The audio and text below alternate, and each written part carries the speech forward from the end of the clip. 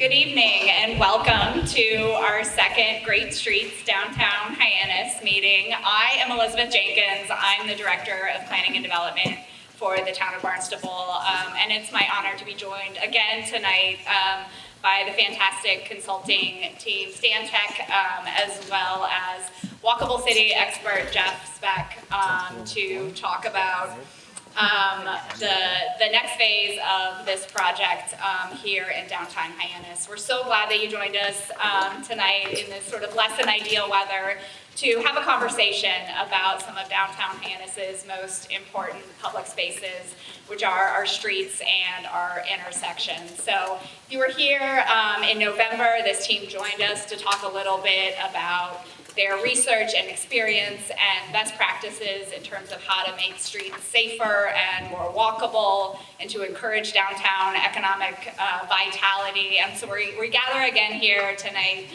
to talk about how those practices are best applied here in Hyannis.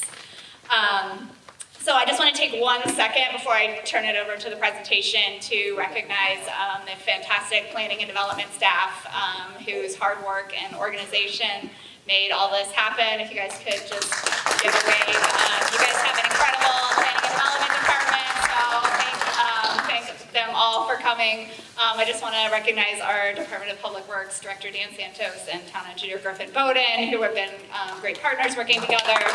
SSC, Police Chief Sonneman, and Fire Chief Peter Burke here. So this is really coming together as a team effort around safety and really placemaking in downtown Hyannis. I want to thank our town councilors. I see Town Councilor Gordon Starr and Town Councilor Betty Ludke.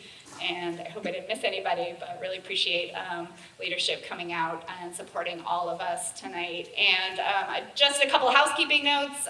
Please, we have some sort of beefed up our light refreshments this time. So thank you to Shay and Fawn on Main Street Hyannis for helping us with some delicious snacks. So happy to be able to support local. And I just have a quick note about interpretation. So I'm just going to introduce my friend Maria, and she is going to just make a quick announcement. Thank you. I'm Maria Carvalho, and I am here to interpret. Meu nome é Maria José Carvalho, estou aqui para traduzir. Para quem não percebe bem o inglês, eu posso ajudar. I can help if you don't understand English completely. Thank you. Thank you very much, and with that, I will turn it over to Liza Cohen from Stantec to start our evening. Thank you all again for coming. Hi, everyone. Taller. Okay. Hi, everyone. Thank you so much for coming. My name is Liza Cohen. I am the project manager for this effort. So I'm just going to give a quick overview of where we are in the project and kind of the plan for this evening. And then I'll kick it over to our experts here. So our agenda tonight, we went over introductions. We'll briefly go over our vision and goals for this project, where we are in the project phase. We'll reintroduce some of the fundamentals that we talked about in the fall, and then talk through some of our ideas for the future to create a walkable heart for downtown Hyannis.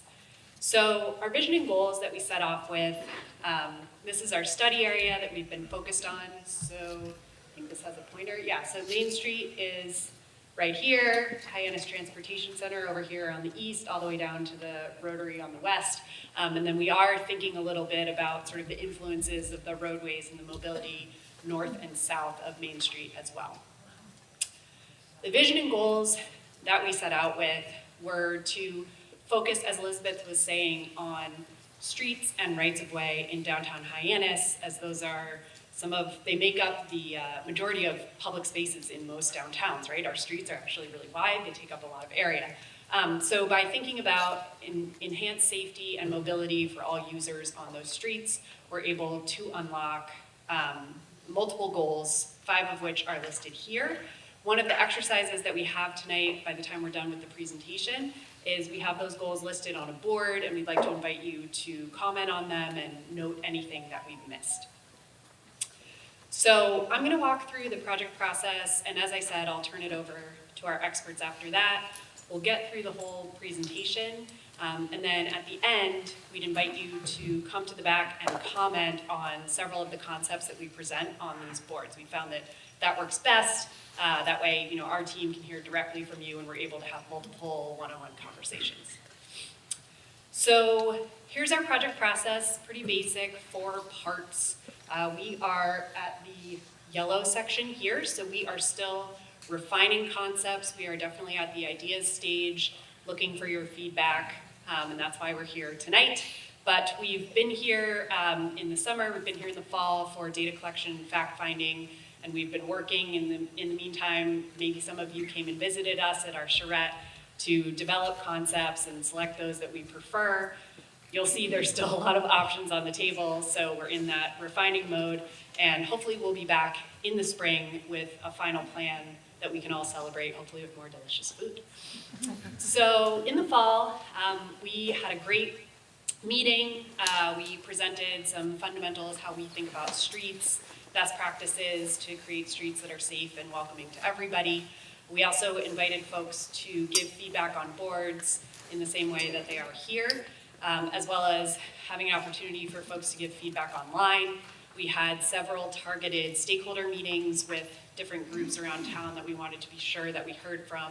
So folks like public safety, downtown institutions, different groups, and also so that those folks could have a chance to hear from one another.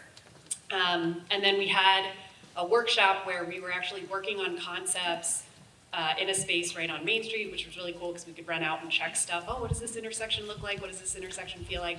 And folks could drop in and give us their feedback as we did that. So I'll walk through a little bit of what we heard from that process. This is a screenshot from our online website. I believe it's still up, so if you want to go, you can check out folks' comments online, but we had a little map where you could drag and drop a pin with either an idea or a concern for downtown Hyannis, which mirrored the exercise that we did in person right here, so hopefully we got a chance to hear from a broad cross-section of folks. So one of the first things that we heard, that I'm sure you've all heard some buzz about, is a desire to make some of these key streets two-way. You'll see these quotes here, hopefully you can read them, are direct quotes from either online or folks in person, but interested in two-waying some of the roads that are one-way today. I will say there is an option on the online map, as well as in person talking with us, for people to say, I like this idea, I don't like this idea, and it wasn't 100% positive, right? There are some folks that have concerns about the two-way, thoughts about how deliveries would work or how congestion might work, and we're going to talk a little bit about some of those concerns tonight. However, one thing that we did want to look into is the concept of converting some of your one-way streets to two-way, something that's been done successfully in other communities. Jeff will talk a bit more about that, and then we'll talk about its application here, but this is just a quick example from Lowell. This is Market Street before. Market Street running as two-way today. We heard about it being challenging to walk to cross Main Street, particularly the eastern section, as well as the kind of double threat of trying to run across two cars that are traveling in the same direction. And that really is the heart of your downtown, so that's something that we wanted to focus on. So some tools that we're looking at are, this is actually downtown Beverly, Massachusetts on the North Shore, and this is 2017. And if you look between these two images, what they did was they took some redundant street space that was devoted to cars and converted that to curb extensions, extending the sidewalk, more high visibility crosswalks. So these are the kinds of tools that we're looking to deploy in downtown Hyannis as well. And what's nice about that is it created space for restaurants to spill out onto the sidewalk and not have to be in a parking spot.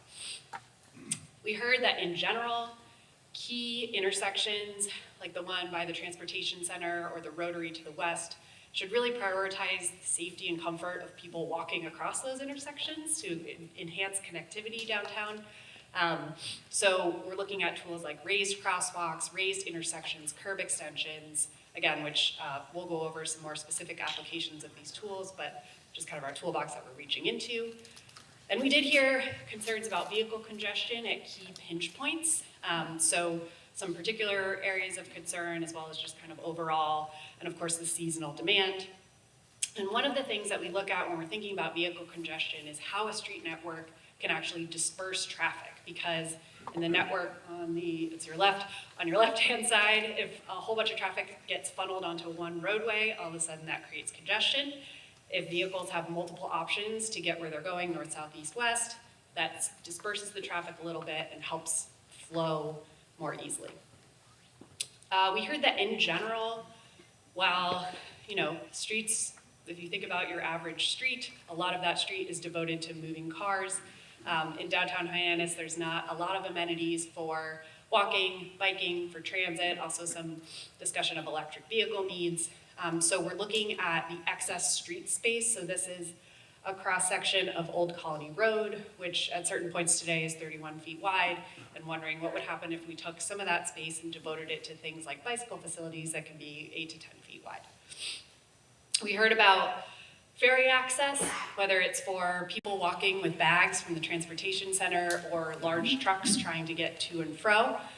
So trying to think about all of those needs, whether it's signing and demarcating new clear biking and walking connections to make it easier to, for example, take the train down and then get over to the ferry without using a car. Or again, opening up the street network, creating more options for those larger vehicles to decongest some more sensitive streets like Pleasant Street. We heard that you guys have some great cultural destinations downtown, but some of them are a little bit hard to find. So for example, the town green, folks might walk right past that on Main Street. We know that the town is undertaking a wayfinding study to hopefully make some of the signs around town more consistent and easier to understand. We also looked at some other options for making those amenities easier to get to. And finally, we did do a survey where we asked folks to rank their top choices for different types of tools. So things like placemaking, what would you most like to see on your street? And in general, I can't read from here, the choices that rose to the top were outdoor seating and pedestrian scale lighting. We asked about top choices for sidewalk elements, and again, choices that rose to the top were creating an active frontage zone for restaurants and retail to kind of spill out onto the sidewalk, as well as maintaining a clear pedestrian route despite all of that spilling out onto the sidewalk, right? So you want to make sure that there's enough space for two folks to walk or roll. And then finally, we asked about just top treatments for safe crossings. And for those, the two choices that rose to the top were leading pedestrian intervals. So that's where the pedestrian light, that's the hand or the walking guy, you get the walking guy a little bit before the light changes, so you get a chance to get out and get visible in the intersection before the light changes. The other one is simply high visibility, easy to see crosswalks. So relatively simple tools. So having gone through all of that, that's a very fast overview of what we heard from the public, and I'm happy to talk more about it at the end. I am going to introduce Jeff Speck. So as Elizabeth mentioned, Jeff is a walkability expert, author of Walkable City Rules and several wonderful articles and texts on walkability. And it's a real honor to get to work with him. So excited to get the chance to hear from him tonight. I'm even taller. So hi everybody. Who was, please raise your hand if you were here at the first evening's meeting. Okay. We had a good crowd there, but this crowd is much larger, and most of you didn't come, and we only have limited time tonight, unlike that meeting where we didn't have any plans to show, and we just had initial ideas to float. We have a lot of plans to show you tonight. So whereas I spent a solid, 30 minutes talking about the background and the philosophy and the science behind the work that we do at that meeting, which I think was recorded, is that right? Yep. It's recorded and available online. I now have 100 slides to show you in 10 minutes, which is kind of normal for me actually, so that's all right. But there's a lot that I could be saying tonight that I'm not going to have the time to say, so forgive me, I'm going to go a little fast. And if you want to dig more deeply into any of these issues that are raised, please do go online, contact the city if you can't find it. Can I name a site? Yeah, and we'll show it at the end. Oh, we'll show it at the end.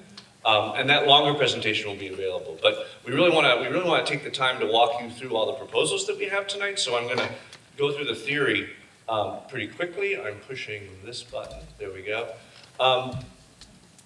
Maybe it's slow, maybe it's me. Okay. We do all this in the context of what's a remarkable epidemic in pedestrian and cyclist injury and death on our streets. We had a pretty consistent decline in that, similar to the injuries to drivers, which have been holding pretty steady over the years if they haven't been declining, but something changed in around 2009, and actually this chart you can see, I finished it to 2021. It's kind of a new record that we have an 82% increase over 2009, the number of pedestrians who are being killed by cars.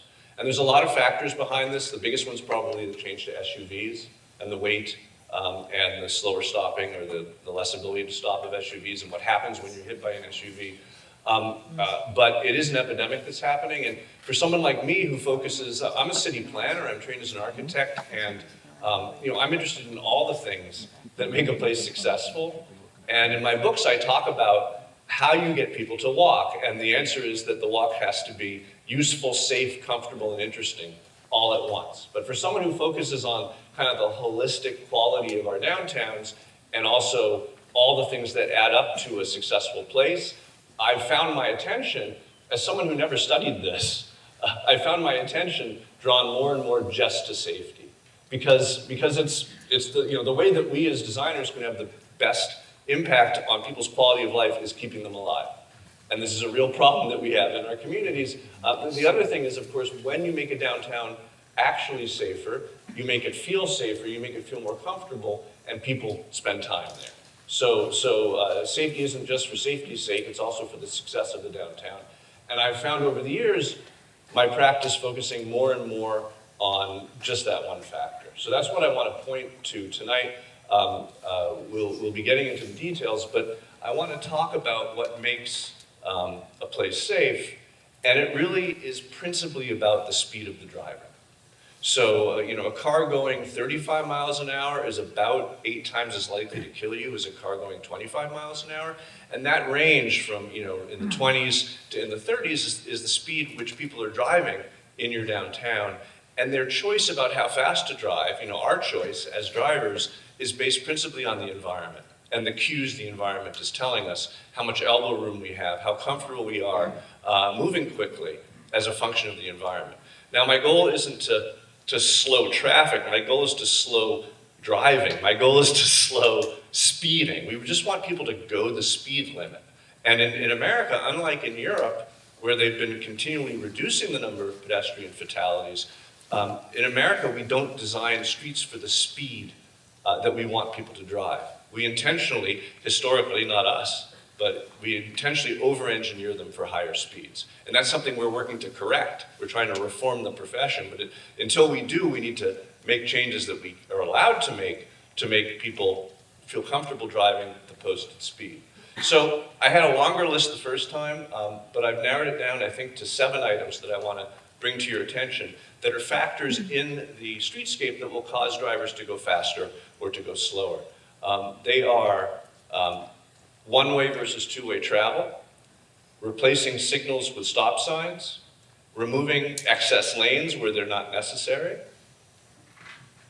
right-sizing the lanes, removing extra width from lanes, including on-street parking where we can, adding low-stress bike routes, and removing center lines from streets, which is a little detail that's kind of fun to discover. Now, there's also been some talk, and I'll get to this at the end, but there's also been some talk about what about a pedestrian main street? That's a great thing, so let's consider that as well. So that's something we've been talking about. So right-sizing the number of lanes, sorry, that was an old slide that I failed to replace. Two-way versus one-way travel. This is Davenport, Iowa, where my wife is from, one of many streets like this that feel like highways because they have the character of highways because they have multiple lanes in a single direction. It's not so much the fact that traffic is only going one way, although the lack of opposing traffic causes drivers to go more quickly. But the fact that there's multiple lanes in one direction. A one-lane one-way isn't really a safety issue. It's a multiple lane one-way because of that opportunity to jockey and the fact that there's that other lane where you could probably go faster. And so if you're a driver, there's always that temptation to look for the ways to go faster as opposed to just settling in behind the car in front of you and looking at the environment. There's been a number of stories printed over the last 15 years about how main streets have come back. In Vancouver, Washington, they switched from one-way back to two-way. The number of cars on the streets stayed the same, the amount of revenues to businesses doubled. And that's an experience that we've seen in many cities because people are driving much more calmly. In Louisville, Kentucky, of the 4 streets I'm showing you, Brook and First on the right side were reverted to two-way. 2nd and 3rd Street next to them were kept as one-way. On the two-way streets, car crashes went down by almost half and crime went down. I can discuss that later, why that happened, by 23%. On the one-ways, car crashes went up and crime went up. And this is something we see a lot. This is my plan for New Albany, Indiana. All of these streets were one-way. And we came in and we created a plan to convert, as you can see, almost all of them back to two-way travel. They sat on it for 3 years. The police chief was very worried about the public safety impacts. Eventually, the citizens prevailed and I was able to go back there. And the police chief was quoted as saying he'd never seen a better scenario for public safety. Speeds have been reduced, crashes are down, and response times to calls for service are far better than they've ever been. When you're a designer and a planner, the last thing you want to be accused of is having a rubber stamp and going from community to community and doing the same thing like a robot without thinking about it. The fact is that I've got data on 85 of these, and people have never had a single regret. And every reversion from, you can say your town is different, but every reversion we've seen from one-way travel back to two-way travel, the streets have become considerably safer, the businesses have flourished, compared to before at least, and it's never caused a congestion problem. So that's one thing I wanted to share with you. You of course have Main Street and South Street that are one-ways, but you also have Old Colony and Ocean as well. On the right side of this image, you have this one-way network that can be converted back to two-way holistically. And that is our recommendation. You have this strange condition, this comical condition, where you come into downtown from the west, and you're welcome to historic Main Street, and then you're immediately funneled off to the right, and you end up on South Street. And actually, if you want to end up on Main Street, of course, you've got to loop around to get to this one-way travel heading back west.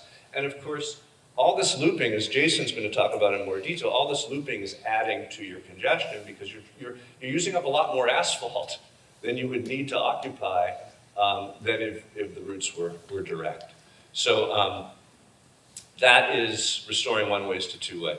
The second thing, and this ties into that, and I'll explain why in a minute, is signals versus stop signs. And this is something, the data has been around for a long time, but engineers are only beginning to act on it as a profession. The always stop sign is an extremely safe environment.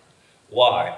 Because only the greatest scofflaw will ever speed through this intersection. Yes, people will roll through them all the time, but very few drivers will actually speed through an always stop sign, whereas, of course, half the drivers are always speeding through signals because the green light is actually an opportunity to speed up to make it and to not slow down as you approach an intersection. So an intersection with an always stop sign is a slow speed intersection where there's a lot of eye contact, where pedestrians rule. In Philadelphia, they had to remove 472 of them in 1972 because the laws changed. They collected data on half of them. Crashes went down by a quarter, severe injury crashes by 63%, severe pedestrian injury crashes by 68%. And we have plenty of evidence subsequently, whenever you remove a signal and put in an always stop sign, you improve safety. And so if the goal is saving lives, that is the strategy that we employ. This is my plan for Albuquerque, where I recommended 17 replacements. They did 11 of them. And here's the funny part.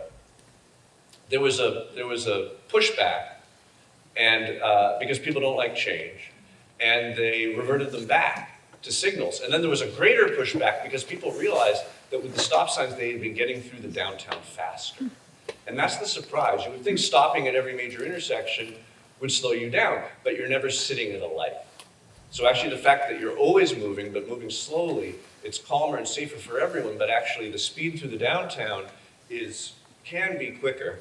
And in this recent book, Confessions of a Recovering Engineer by the former engineer, Chuck Marone. He makes it very clear that all his data says that actually stop signs will get you through a downtown more quickly than signals. So that's important as well. So a lot of opportunities, like, for example, where C Street crosses Main Street, but particularly where the one-ways cross the one-ways. Because where two lanes meet two lanes, and those two lanes are going the same way, you can't have the all-way stop, because no one knows who goes next. But when there are two-lane one-ways, people know when to go next.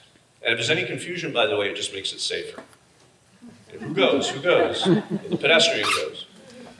Removing excess lanes. If you have extra lanes, they make, of course, cities, again, more like highways. This is Oklahoma City, where they were named the least walkable, the worst city for pedestrians in the entire country. It was my first walkability study, where we rebuilt all of the streets in the downtown core, 40 blocks of streets.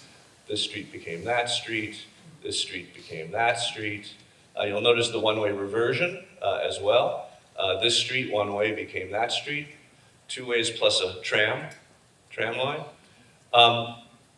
This street became that street. And of course, there were great fears of congestion that never materialized. So here, where Old Colony and Center meet Main, at the east end of your Main Street, this is a condition where you actually have 3 different lanes heading west on Main Street. That's a function of getting through that signal because of the timing on that signal that's necessary to process all of these cars. When it is ideally a stop signed intersection that's 2-lane, 2 ways coming in from both directions, you don't need 2 of those extra lanes. And by the way, the lane all the way to the left is much wider than it needs to be. So there's opportunities there to remove lanes where the signalization is simplified by the stop signs. You are not like Oklahoma City where you can take out half the lanes. That's not going to happen here. But there's certain locations like that where this can happen. Right-sizing the lanes. I quoted my old mentor, Andre Swanee, who used to say that, last time, who used to say, the average road to the average subdivision is now wide enough to allow you to experience the curvature of the earth in America, because the standards have gotten wider and wider. And we used to have 10-foot lanes in our cities. Now many cities have 12-foot, 13-foot lanes. The engineers will tell you a wider lane is a faster lane. You know, engineers know that a 10-foot lane welcomes 30, 35 miles an hour. A 12-foot lane is a highway lane. It welcomes 70 miles an hour. So wherever you have a lane that's wider than it needs to be, drivers feel comfortable going faster. And so we try to take that extra space and put it to other uses, like parking and like bike lanes. And we'll talk about some of those things. So here's NACTO, the National Association of City Transportation Officials, re-endorsing, recently, it's just come back, re-endorsing this 10-foot lane, which is what we're proposing as the standard through your downtown as well. We propose typically 8-foot parking lanes. Here's a 7-foot parking lane next to a 10-foot lane. You can see it's tight, but there's ample room for moving around. You've got streets like North Street, 2 lanes, no parking. It could be a 20-foot street. It's actually 29 feet across. So that's 9 feet that can go to another use without causing any congestion. You're not removing throughput. You are just making the lanes a safer speed. And then there's this idea of the shared lane that is even a little bit narrower. There's a few places in downtown that don't have a lot of traffic on them, which we'll show you, where we're recommending what are called advisory lanes. And the idea here is that you have room for a bike path. In your case, we have room for sidewalk as well, but you have room for a bike path, and the cars, when no one's in the lane, can swerve into that side lane. But most of the time, they stay towards the center, and they drive more carefully. On-street parking, an essential barrier of steel that protects the sidewalk from moving vehicles. Nothing makes the sidewalk feel better and actually be more useful than parallel parking. This is Fort Lauderdale, where I did a walkability study, and you can see, this is Himmershey Boulevard. It's a popular happy hour location. You can see they're not allowed to park on the right. Until my study was done, they put it back. But you're not allowed to park on the right. You are allowed to park on the left. This is happy hour on the park side of the street. This is happy hour on the unparked side of the street. Because no one wants to sit or stand or walk or be on a sidewalk edge. You know the feeling when cars and trucks are zooming by 3 feet away at 35 miles an hour. So that's important. Adding low-stress bike routes, the key here is low stress. Those of us who do this business, we've seen our own techniques change over the last decade. Nothing has evolved faster in the US than the design of bicycle facilities. And the latest data show that shared bike lanes, if they're in higher speed environments, they actually make streets less safe. And that bike lanes in the door zone, bike lanes between cars, parked cars and moving cars, are actually not helping safety at all. So the new standard is the protected bike lane, the separated bike lane. The parking has been pulled off the curb, the bike lane is protected by it, or by some other thing, by a buffer, by a demarcated zone. We'll talk about that. This is Prospect Park West in New York City. They removed a lane, they put in a bike lane, a protected cycle track. Of course, the number of cyclists went up dramatically. Sidewalk cycling dropped, of course. Speeding went down from 75% to 17% of drivers. Injury crashes went down precipitously. Interestingly, the street with one less lane handled as many cars as it had before. It didn't slow people down because essentially people were speeding from red light to red light.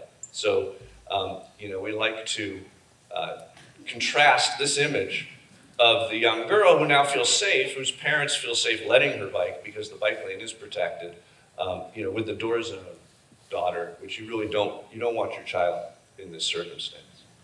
And of course here you have a condition where the bike facilities aren't available.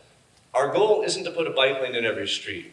And it's like playing chess. You've got a really tough board here. But the question is, can we create a bike network that is comprehensive enough to be useful? Because once you have a bike network that's truly useful, that gives you comfort and the ability to get around town safely, you will develop a much larger biking population. So we think we've achieved that, but you'll see that we had to place it very carefully because there isn't a lot of extra room in your streets. Removing center lines is just an interesting thing we learned a few years ago. I mentioned these, you'll notice the advisory lane doesn't have a center line in it. Like, whoa, do I feel safe driving in that lane without the yellow stripe?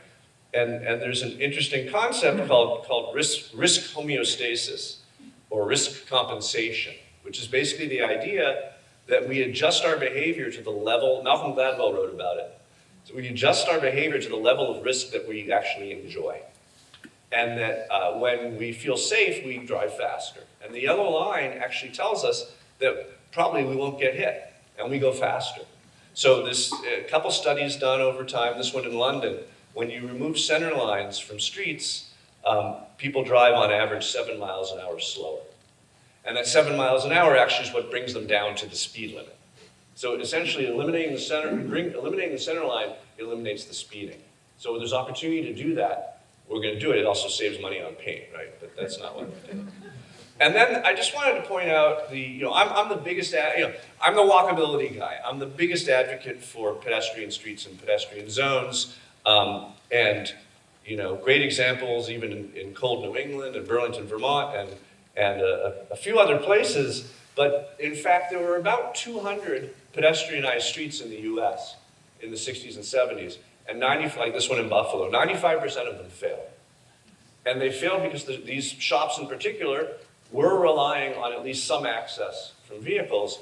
And the real lesson there isn't, and here's actually a list of 80 of them that failed, that someone compiled. Some of them have succeeded. And the ones that succeeded, very interestingly, for your purposes, they're in a very dense block network. This is Lincoln Road in Miami Beach, about 200-foot blocks.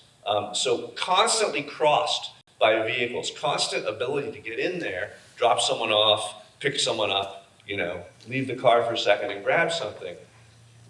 This is the same length of your Main Street. So if you had to ask me, could your Main Street succeed as a pedestrian street, I do not have confidence in that. I do not.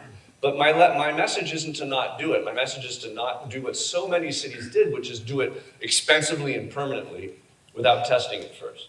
So the real lesson, as you already do on certain festival occasions, is to close it temporarily, like they did in New York City with Times Square, bring in the buckets and the plants and the beach chairs, and see how it goes.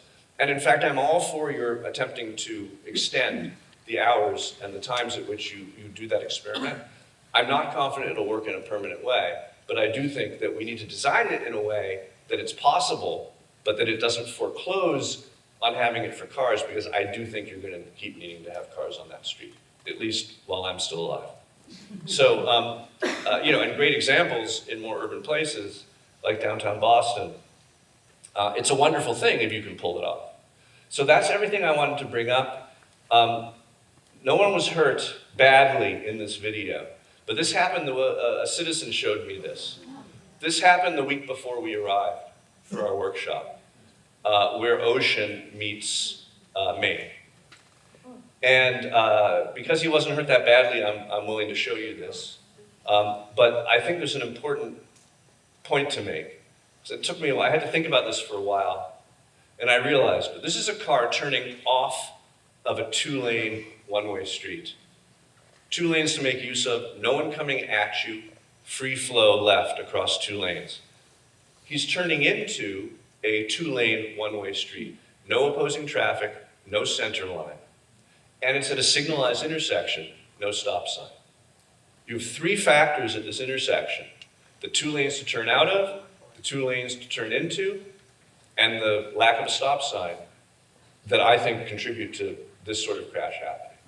So I've a lot of confidence based on the evidence that the changes we're proposing will reduce this sort of thing happening in your downtown. And I think I only ran slightly over. I'm going to introduce Jason Schreiber from Stantec, who you'll see is more of an expert than I am.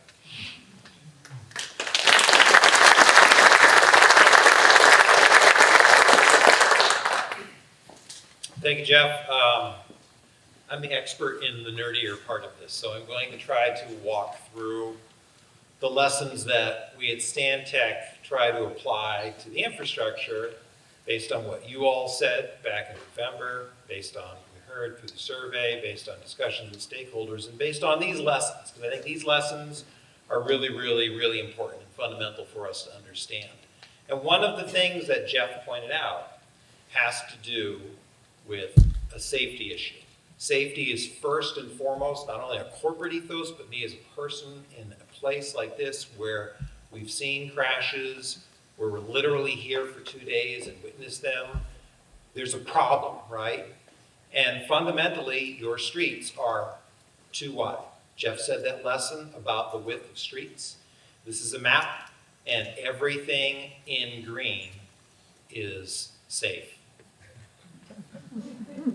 Those are your 10-foot wide lanes. So that means everything in yellow is already at that 11 and 12-foot size. The Mass Pike extension going into downtown Boston is 12-foot wide lanes, but you're full of them. They do 65 on that roadway. And the red ones, those are over 13 feet. Those are like rural interstates in South Dakota. So our suggestion is very simple. With everything that Jeff talks about, strictly with paint, you can make that entire network 10-foot lanes. There's some really good side benefits, not just safety, that I'll get into about doing that. The other problem with this network, though, is that one-way circulation that Jeff was talking about. Everybody's coming west on Main and heading east on South, and there's also the Ocean and Old Colony mix. And again, you should never, ever have to see this in your downtown. This is probably a very regular occurrence for school children leaving the private school south of South Street trying to get into downtown because they know when to run. In other words, they know to run. You should never be running away from cars in a downtown or from anybody. This is also a double threat, which I'll get into, is the basic problem of both Main and South, and frankly to that end, Old Colony, and unfortunately Ocean. When you have to cross 2 lanes, you have to pray that when one car stops, the next car stops. And guess what happens? The first car actually blocks the view for the next car. It's a classic double threat, and I say classic because that drawing is so old. Engineers have known about it for so long, but the books keep saying, oh no, we need wide roads. We all know how to undesign this. And you should not have a single instance like this again. And guess what? You don't need to. I can make you a better network that carries just as many cars with just as much capacity without a single one of these. And speaking of safety, and speaking of crashes, here are those crash clusters, latest stuff from MassDOT that we can pull together right there on your main street, your one-way main street. These are all the pedestrian and bike crashes. And this is the same data for downtown Falmouth, a two-way main street, your competitor. There's only a few on the east end where we know it actually gets a little bit wider and higher speed, but on the west end where it's walkable, they don't get that there. Incidentally, this is Provincetown, commercial, right on the waterfront. There's obviously a lot of people there, but it's also one way. Now, it's only one lane, so I can't really criticize it. So the idea is very simple. We're going to hopefully go from a very wide set of streets that have a one-way system to a set of narrower, safe 10-foot lanes with two-way circulation on absolutely every one of those streets. So, what does that mean? I think a lot of people get worried about how is that going to impact things. Well, I'm going to tell you one of the benefits of doing that. One of the biggest tools besides putting in bike lanes is putting in on-street parking, like Jeff mentioned. A lot of people complain about finding parking. I can immediately give you 80 plus additional on-street spaces in that core, and we've even said, well, now we should probably, turn 30 of those into loading zones. So you got 50 new parking spaces and loading zones for all the businesses that right now actually just park in two-way roads. I'm sorry, in two-lane, one-way roads. So, okay, I'm gonna narrow your lanes, I'm gonna put in bike lanes everywhere, we're gonna add all this on-street parking, and boy, this is just gonna slow us all up, this is gonna cause a lot of congestion. So let's talk about what congestion really is. So you got the one-way system, which these are the actual lengths of the major one-way streets, but effectively it's like that whole one-way loop. Everybody can get across downtown and loop back up on Lewis Bay. And then of course the one-way pair in the core, but effectively Barnstable is the way into Ocean and Old Colony is the way out to Center, right? So what does that do? I'm coming in and I'm driving into downtown. I ran through these at our last workshop, but I'm doing it again because it's so basic. This is like instrumental traffic engineering. I can turn onto Main Street at that signal today, right? But if I miss that turn, or I say, well, wait a minute, I didn't realize maybe I have time. Look what I just had to do. I have to drive through 2 more intersections and then back through the original intersection. So I just went through 4 intersections, basically 4 signal visits. Now that's just me coming in on Barnstable. Now, let's say, for instance, I'm coming up from the High Line. I parked, I visited, I'm heading out of town, I live down there. And this is my way out through a couple more of those intersections. And now wait a minute, if I wanted to turn left and go into Main Street, I still have to go through those intersections. And I go through the first intersection, I was there. But now I've got somebody coming to the Steamship Authority. He's coming down southbound in Barnstable, coming through lovely 6 Points. And then whenever they want to leave, they need to head up all the way on Camp Lewis Bay because they need to get out on Center as well. And far be it that they would want to actually go on to Main Street. And do you see what happens here? Like 3 basic moves have created all this traffic congestion. And notice those intersections have just grown and grown and grown in congestion and delay. That is what happens as a result of a one-way system. In a two-way system, we've modeled this. You only need stop signs. And the reason is that, yeah, I can still come into town, I can turn right on Main Street, but guess what else I can do? I can turn right on other streets. I can go by Main Street because I can turn right and south. I can turn right and north, and I can come back on Main from the other direction. I can disperse those trips, like Liza said earlier. If I'm heading out from the High Line up the waterfront in a two-way system, look at all the options that I have. I can turn left and south. I can go straight up Ocean. I can disperse and spread. If I'm coming out of the steamship today, you're forced to drive through those big congested signalized intersections. But just imagine if it's a two-way network, because I can also go left, and I can turn right, or I can turn right on Ocean, or I can continue on south. In a two-way system, I'm able to disperse this load. It's a real numbers game. And it's just like throwing the sand out across. Suddenly, it's not so dense in one spot. And this is a basic principle of connectivity, proven again time and time again.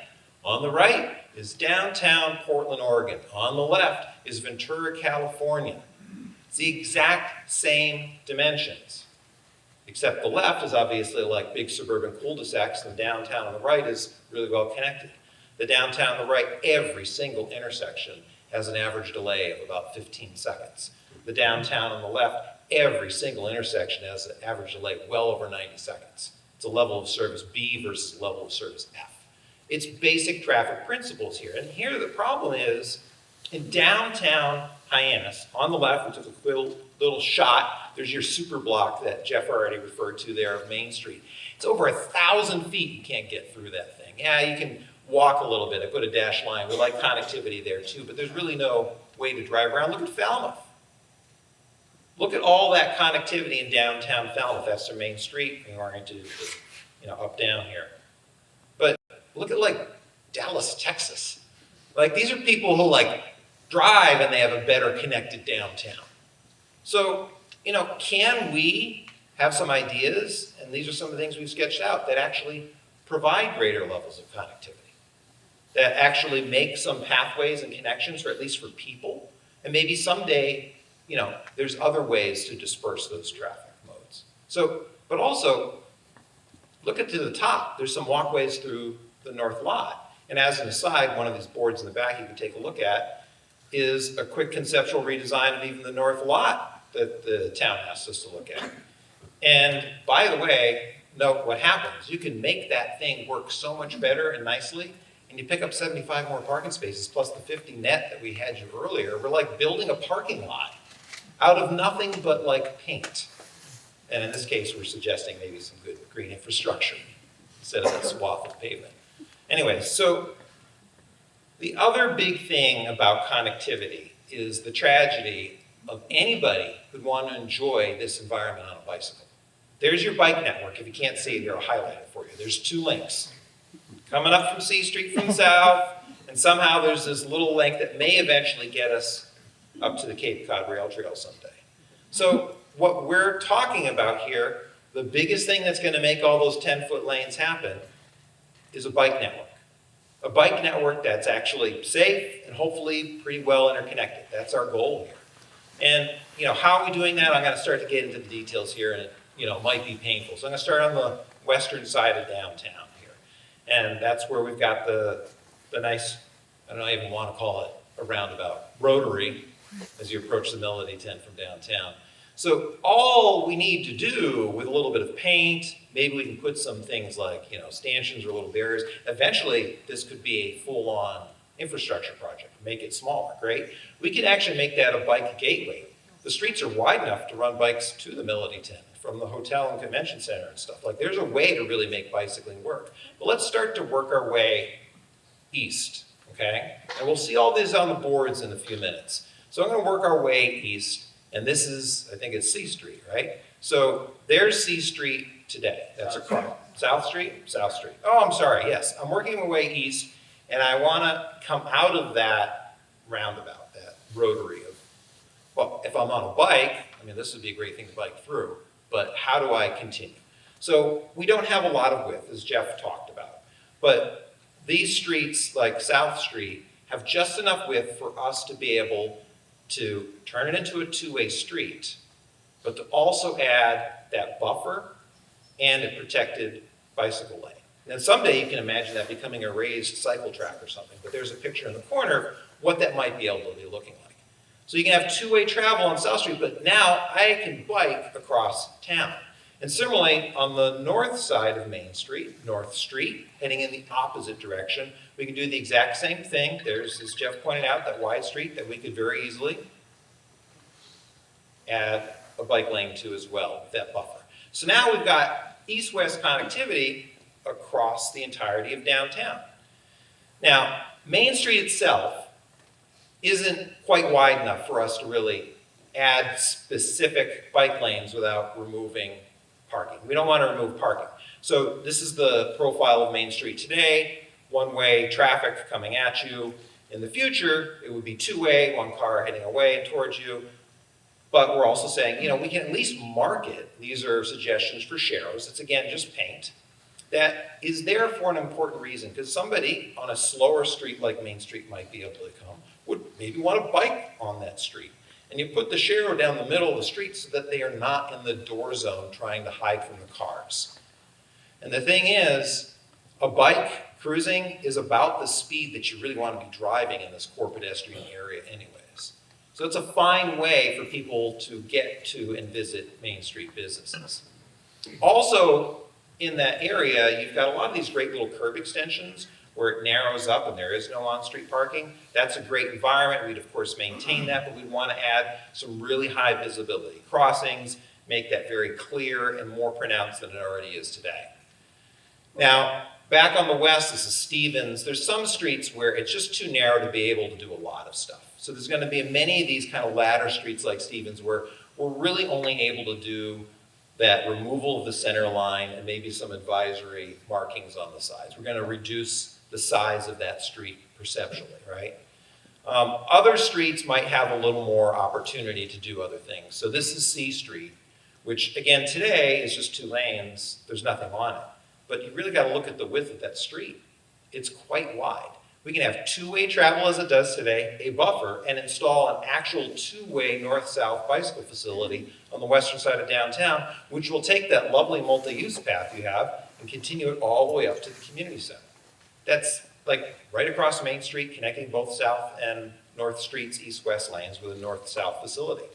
Great opportunity, and it's already there on the street. This is Bassett Lane, another one of those small ladder streets, can't do a lot, but another tool that works really well, and this is in a good spot for it, is to narrow those lanes and put in a row of on-street parking. I think we pick up like well over a dozen parking spaces, if not close to 20, just on Bassett Lane, close to Main Street. Now I'm going to move a little bit further east, walking our way across downtown. This is High School Road. So High School Road extension, north side of Main Street, close to North Street itself, is a lot of pavement. There's opportunities, like it was designed with a center turning lane and all this stuff. Plenty of room to maintain on-street parking, but use it as the buffer and the protection for, again, a two-way bicycle lane, which again, someday could be something fancier. But this is, again, just paint and some barriers. And some of the options on these barriers, by the way, a lot of these things we're showing like little knockdown poles. You may have seen them on roadways. They can be these neat things like shown in that picture. Those are called caterpillars. There's others like wave racks and things. So there's all sorts of opportunities to be able to make that barrier actually aesthetic and work well. Sometimes Public Works wants to pull them out in the winter. Sometimes, that's an easy process. Sometimes you could just get a nice narrow snow brush to go up the bike lane. So that's something to think about for the future. But as you come down High School Road, it's a little bit narrower between Main and South. And this is an opportunity to do advisory bike lanes. So similar to the advisory lanes that we talked about earlier, but this stretch of the road doesn't get a lot of traffic. It's where the students are trying to walk to. We can also provide that bicycle connection going all the way from the community center, all the way down to the school in the south, a full north-south bike connection in the heart of Hyannis. Briefly, Winter Street. Again, one of those streets I can't do a lot on, so we're suggesting this is another example of a place where you would just remove the center line, add the advisory lanes. Unfortunately, Ocean Street is somewhat like that. Ocean Street doesn't have a lot of flexibility. When I go from a one-way street to a two-way street, I'm really almost in that same advisory lane environment. Definitely pull the center line, it should be a slow street. But we also have an opportunity maybe to put in a bike lane there. So that's one thing. We can't buffer it, unfortunately. So another consideration might be to actually do what's known as a Copenhagen lane, where we actually put a little bit of asphalt, which isn't a lot of cost. It doesn't really affect drainage. It can drop near catch basins if need be.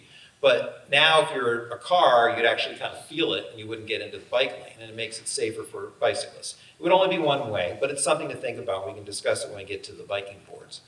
Also, this is a real opportunity on the east end. And not only is it east end of downtown for north-south, but it's the connections from the transportation center. So this is Center Street, right outside the transportation center. As you head north off of Main, there's a whole bunch of pavement there. And the idea is very similar to what we were talking about on C Street, but there's even more room because we can still maintain parking. You can protect that with a line of parking and provide an actual bicycle facility from that nice path that's coming in someday, hopefully to the northeast, up to the Cape Cod Rail Trail, all the way to your waterfront, because we can continue it across Center, down onto Old Colony, which today is like the high-speed exit off of the High Line ferry, and tomorrow can be, well, one of many slow-speed exits off of the High Line, plus the two-way bicycling facility. And then I'll walk through a few quick plan views, and then we're going to go take a look at what these things might look like. So this is where those two bike lanes come together as a confluence. There's the transportation center in the upper right. You've got Center Street heading up, Main, east and west. So we envision this where that bike connection, as I showed you, those two cross sections, comes right through as a real opportunity for a gateway on the eastern end of downtown. Not only a gateway for people coming into the transportation center by bus and hopefully more by rail, but certainly just as cars and drivers. Now, what's key here is everything you see here in the end would be great to do as an infrastructure project. Curbs, put in new plazas, nice sidewalks, but so many communities learned during the pandemic, and many were doing it already, to do all of those extensions in paint. You can actually do this type of protection and shrink an intersection just with paint. Now, yes, vehicles could travel through it, but it makes an opportunity to begin to go in these directions happen sooner. And many people will put things, as you saw in this image, little, sometimes it's like, you know, a hay bale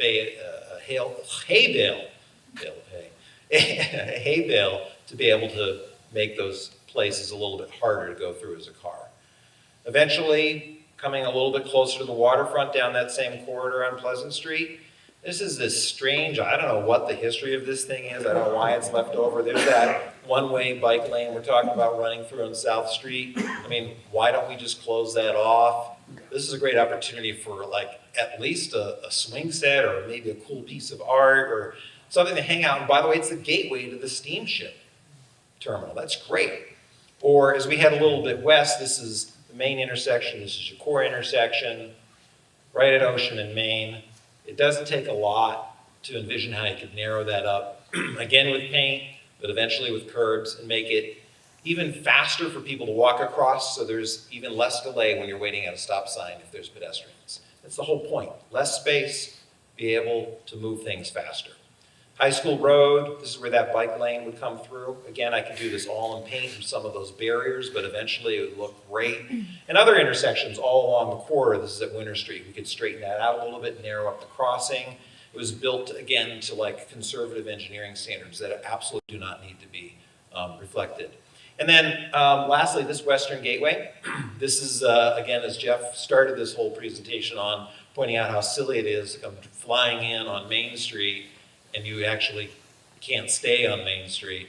You know, we started with a rough sketch in our charrette, and we think that we can actually make a really nice gesture for coming into the community, add a lot of on-street parking in this area because there's so much width, and be able to control and rationalize that intersection. By the way, this is another exercise. It's not really streets, but we did spend some time taking a look at the town green, as I suggested earlier. Connectivity across that town green would really be nice, and a little bit more just pathways east-west can really help open up that space a little bit. So that's most of this. I'm going to also prelude what is boards, I think, over in that corner, if you haven't seen them already, what to do at 6 Points. If you don't know what 6 Points is, it's the intersection of Ocean, Barnstable, Old Colony Center, and the walkway to the sea, truck routes where pedestrians try to go, lots of bicyclists, everybody who's lost, and etc. So today, this is a vestige of what was once like an old rail line, believe it or not, turned into a roadway, cutting across an intersection. That was smart. Right at the forefront of your waterfront. Jeff had a lot of great ideas. We worked through our charrette on all sorts of ideas that seemed like they might be able to work. And you know, there's some of these intersections are just going to be a little bit too close and a little bit hard to manage. And it can make some kind of cool spaces there, like a funky square about. But believe it or not, underneath all these things, there's some reality that might work.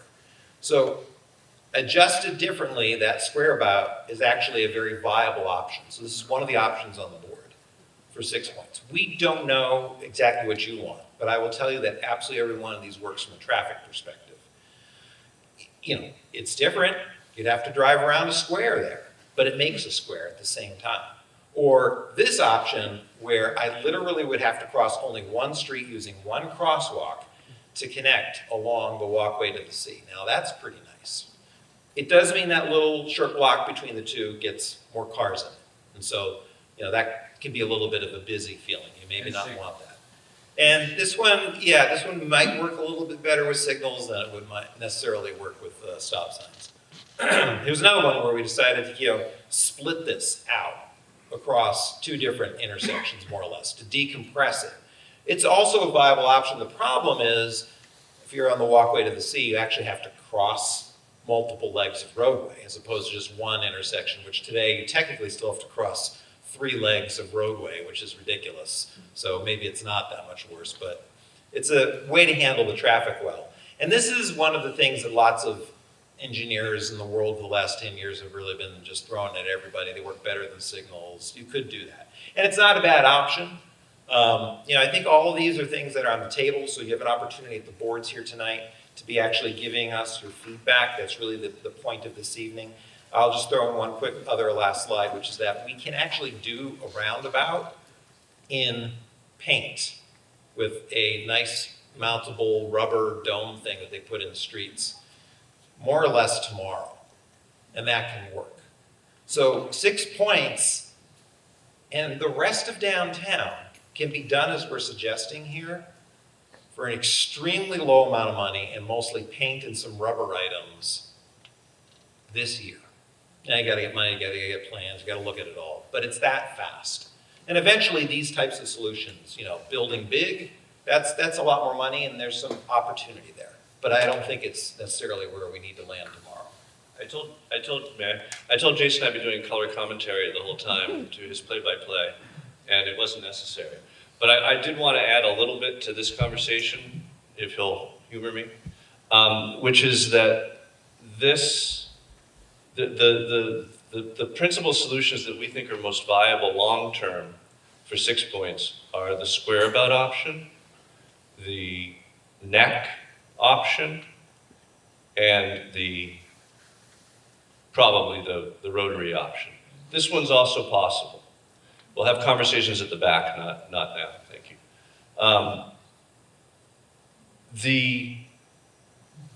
The last thing that Jason showed you, we spent more time probably on this than anything else at the charrette, because for the reversion to two-way travel on the system to work, then we've got a much more complicated outcome at 6 points.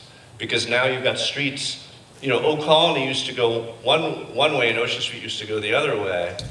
And so the number of motions through the intersection were fewer than what will happen when Old Colony and Ocean and South are all two-way travel. So that needs to be resolved somehow, and it needs to be resolved in the short term so that we can actually do the two-way reversion. This does resolve it, and we think it resolves it very nicely.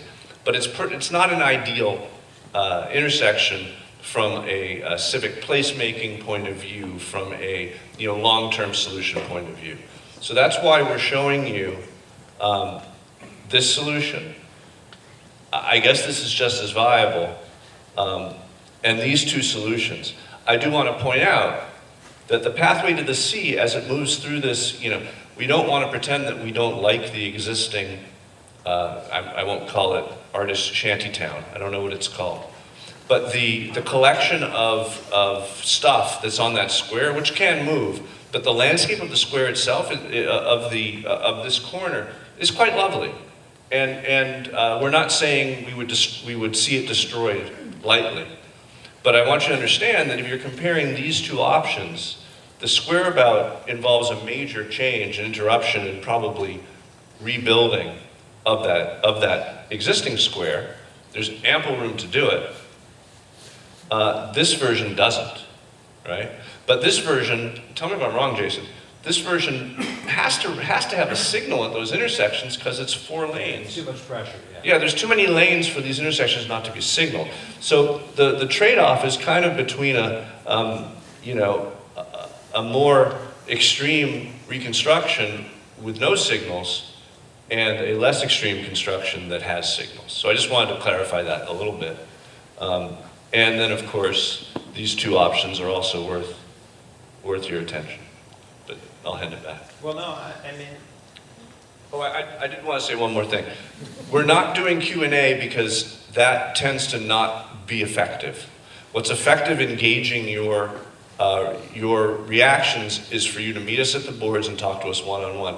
Otherwise, certain singular issues get raised and not enough voices are heard. So that's why we're not doing a public Q&A after this, but we will stay here as long as you want at the boards to talk about the different issues. But Jason, I interrupted you before you said your final word. that was my final word. Okay.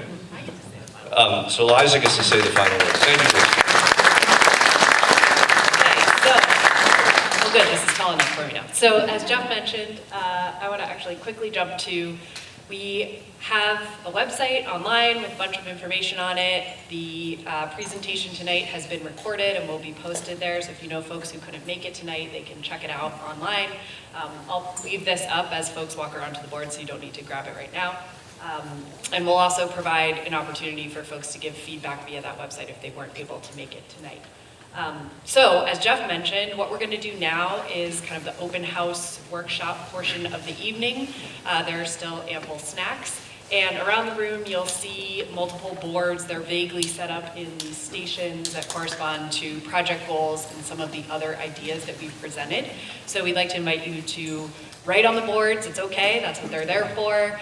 Mark them up. There are some boards that ask you to vote using sticky dots.